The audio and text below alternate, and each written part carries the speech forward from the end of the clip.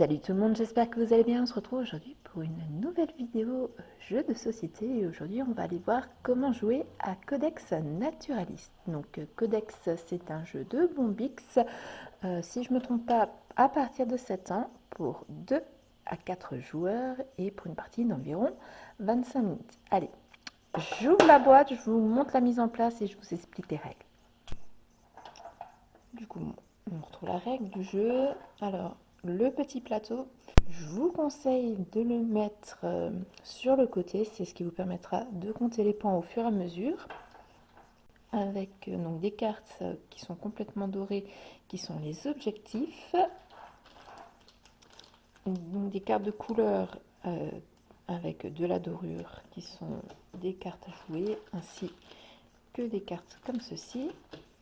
On retrouve, donc vous avez des jetons de couleurs, donc il y a 4 couleurs différentes, plus un jeton noir. Donc le jeton noir vous permet de savoir qui est premier joueur. Et en fait, les autres jetons, un jeton pour vous pour rappeler quelle couleur vous êtes, et le deuxième jeton pour la piste de score. Et on trouve en dernier les 4 cartes de départ. Enfin, il y en a plus que 4. Il y en a 6. Histoire, donc il y en a 6 pour pas qu'on ait toujours les mêmes cartes, et vous voyez, elles sont recto verso. Donc pour la mise en place, donc on va faire une mise en place pour 2 joueurs, hein, parce que c'est un jeu qui marche très bien à 3 et à 4. Donc on prend chacune au hasard une carte de départ. Donc la piste de score est en place. On choisit du coup la face, chaque joueur choisit sa face de jeu. Donc vous voyez, ici j'aurai tout le temps du jeu toujours une feuille et un champignon, et j'ai 4 coins de départ. De l'autre côté, je n'ai pas de forme au milieu, donc ça veut dire qu'à partir du moment où je vais recouvrir un des coins, la forme disparaîtra. Du coup, après, c'est à vous de voir. Au début, je vous conseille peut-être de partir avec quelque chose comme ceci, qui est un peu plus simple parce qu'on a un peu plus d'objets au départ. Vous voyez, par exemple, pour l'autre, lui a 2 objets de départ, mais un qu'un papillon, et de l'autre côté, on retrouve comme ceci. Donc, pour la mise en place, tout simplement, on choisit la couleur qu'on joue. Donc là, on va choisir rouge et bleu. Rouge et bleu. Le joueur rouge sera premier joueur. Vous distribuez à chaque joueur 2 cartes dorées objectives, et vous en retournez 2 à côté de la piste de score. Alors moi je les sépare par la piste de score pour qu'en fait, alors du coup vous voyez pas bien, attendez, je décale un petit peu la caméra, voilà. Donc je les mets contre la piste de score pour pas en fait qu'ils rentrent dans la zone de jeu des joueurs. Ensuite, les cartes à dos de couleur dorée, donc bien sûr, hein, vous mélangez à chaque fois, hein, ça j'ai pas besoin de vous le dire. Vous en distribuez une à chaque joueur, vous en retournez 2, et vous mettez la pioche à côté. Concernant les cartes de couleur, pareil, hein, vous mélangez, et vous en distribuez 2 à chaque joueur, et vous en retournez 2 ici, et vous laissez la pioche à disposition. Donc voilà pour la mise en place, vous voyez, c'est très simple, très rapide. Donc maintenant, on va passer un petit peu à la règle du jeu. Donc chaque joueur a eu 2 objectifs, il en choisit un. Donc là, j'en ai 2 en main. Donc là, le joueur en fin de partie marquera 2 points par groupe de 2 parchemins. Tandis qu'ici, il marquera 3 points pour chaque enchaînement. Donc s'il arrive à poser une carte bleue plus 2 cartes violettes l'une en dessous de l'autre, il marquera 3 points pour chaque fois qu'il a cet assemblage dans sa zone de jeu. Donc moi, voilà, j'aime bien ce genre de là, j'ai plus de mal avec ceux-là. Donc ceux-là sont défaussés de côté, on ne met pas au voisin. Donc pareil pour l'autre côté. Donc, vous voyez, lui, il a il a 2 autres objectifs. Donc lui, il marquera 2 points par 3 papillons. et il marquera 3 points pour chaque carte verte, 2 cartes vertes alignées avec une carte violette. Par contre, il faut vraiment que l'enchaînement soit 2 verts au-dessus et un violet en dessous. On ne peut pas avoir l'enchaînement comme ceci, ça ne marche pas. Et si le violet est de l'autre côté, ça ne marche pas non plus. Il faut vraiment que ce soit la représentation exacte de l'objectif. Donc le joueur 2 va choisir cet objectif. Bien sûr, hein, on ne le révèle pas à son adversaire, on le garde caché pour soi. Et donc voilà, donc on a chaque fois en main 3 cartes et on va garder tout au long de la partie 3 cartes en main. Et on peut, par contre, on n'est pas obligé d'avoir ce quota-là de 2 cartes de couleur et une carte couleur dorée. On peut très bien avoir 3 cartes comme celle-ci ou 3 cartes comme celle-là en main. Vous les choisirez donc ici. Donc on a le choix, soit on prend une carte qui est déjà face retournée, ou on peut prendre la première carte de la pile. En ce qui concerne les objectifs qui sont retournés, donc on ne peut pas repiocher un nouvel objectif en cours de partie. Par contre, on se retrouve avec 2 objectifs qui sont découverts et qui sont pour les 2 joueurs qu'on peut cumuler en plus de l'objectif qu'on a face cachée. Donc en fin de partie, on comptera aussi le nombre de trios de champignons qui rapportera 2 points à chaque joueur par nombre de trios.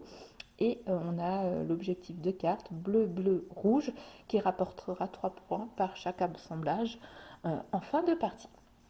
Donc pour jouer, donc on met cette carte là. Cette carte, c'est notre carte de départ.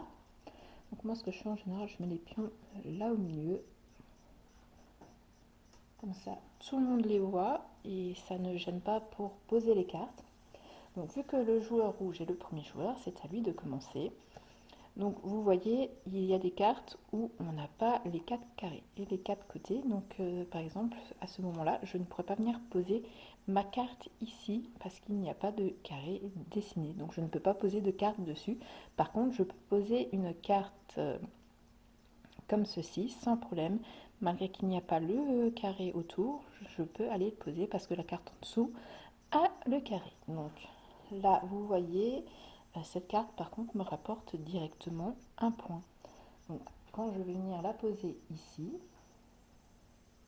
vous voyez, je vais essayer de faire l'enchaînement là-bas de l'objectif, rouge, bleu, bleu. Parce que là, vous voyez, je n'ai pas... Enfin, j'aurais pu poser ma carte bleue, mais pour poser ma carte bleue, vous voyez, j'ai des conditions. C'est pour ça que je ne peux pas la déposer. Il me faut 1, 2, 3 loups dessinés, plus une feuille. Donc, pour l'instant, je n'ai qu'un loup et une feuille, donc je ne peux pas poser cette carte.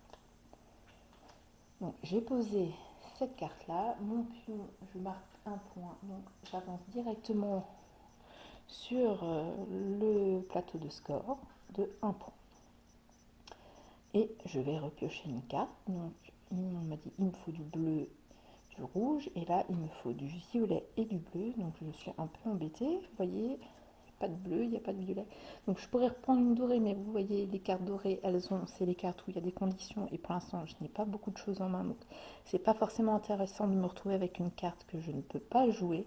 Donc je vais aller piocher cette petite carte rouge, voilà, qui me permet d'avoir des objets.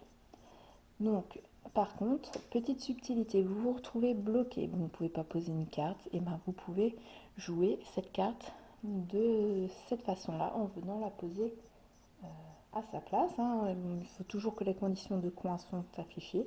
Du coup, par contre, je n'ai beaucoup moins de petits objets. Par contre, cette carte vaudra un champignon qui ne sera jamais recouvert et qui me permet d'avoir 4 coins pour repartir.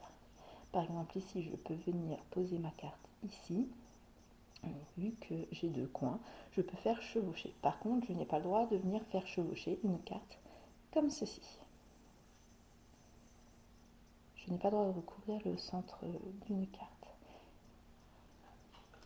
Et par exemple, donc, je vous remets, si j'avais ma carte ici comme ça, vous voyez, on va dire que j'ai les objectifs. Hein. Si je la pose ici, comme ça, je recouvre, là, cette carte me permet de marquer, si je vous rapproche, me permet de marquer 2 points par coin recouvert. Donc j'ai plutôt intérêt à la poser comme ceci. Je marquerai 4 points. Donc, par contre, si je la pose là, vous voyez, il n'y a pas de souci. en dessous. Par contre, si je viens la poser ici comme ça, ici, je ne peux rien poser sur le coin supérieur. Je peux venir ici, je peux venir ici. Mais ici, je ne pourrai plus continuer mon enchaînement parce que je n'ai pas de coin dessiné. Donc voilà pour les subtilités. Donc je vous ai expliqué les conditions pour les cartes dorées, les coins. Et donc voilà, après, au fur et à mesure, donc vous allez continuer, marquer des points, marquer des points. Et le premier joueur qui arrive à 20 déclenche la fin de partie. Ou s'il n'y a plus de cartes à prendre, ça déclenche aussi la fin de partie. À ce moment-là, donc en général, ça arrive quand même plus souvent qu'un joueur arrive à 20 qu'il n'y ait plus de cartes. Donc quand on arrive à 20, on finit le tour et on fait encore un tour complet avant d'arrêter complètement la partie. Et à ce moment-là, on va venir comptabiliser les points d'objectif. Donc là, vous voyez, par exemple, j'aurais pas réussi, donc je ne marque pas de points supplémentaires. On va dire que mon collègue de l'autre côté, est-ce qu'il avait des petits papillons sur ses cartes? Voilà, là il a un papillon. Alors pareil, oui, je ne vous ai pas expliqué, on n'a pas le droit de poser une carte dans le sens comme ça. Elles doivent toujours être posées dans ce sens-là. Comme ça, ça marche aussi. Mais on n'a pas le droit de les poser à la verticale, que à l'horizontale. Donc voilà, là il y a deux papillons. Un petit papillon. Non, pas de papillon. Je cherche un papillon. Voilà, un papillon. Donc là, si vous ne voyez pas, ça ne marche pas. Hein. Voilà, je vais vous zoomer un petit peu.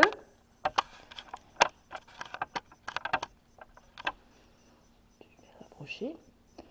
Donc là, on est à la fin de partie. Bon, normalement, il y a plus de cartes. Hein. Mais voilà, vous voyez, lui, son objectif, c'était, il pouvait marquer 2 points. On va dire que c'est le joueur 1 qui a déposé. Voilà. Et le joueur 2 était à 19 points. Il a 1, 2, 3 papillons. Donc, en fin de partie, il va marquer 2 points supplémentaires. Donc, du coup, là, le joueur 1 n'a pas réussi aucun objectif. Enfin, si. Autant pour moi, il a réussi un objectif vu qu'il a les 3 champignons qui sont l'objectif commun. Vous voyez là-bas. Donc lui aussi marque 2 points supplémentaires. Donc 1, 2. Et voilà. Bon, je crois que je vous ai tout expliqué. J'espère que c'était assez clair. C'est un petit jeu que nous, on aime beaucoup jouer à la maison. C'était parti assez rapide. La rejouabilité est assez sympa parce que ça dépend vraiment des objectifs sur lesquels on tombe et de comment les cartes sortent et aussi la stratégie qu'a notre adversaire. Par exemple, ça m'est déjà arrivé en partie que moi j'avais par exemple l'objectif avec les papillons. Donc vous voyez, en général les papillons c'est carte violette. Et voilà, vous voyez, ça aurait été le cas dans cette partie. Moi, il me fallait aussi des cartes violettes pour réussir l'objectif.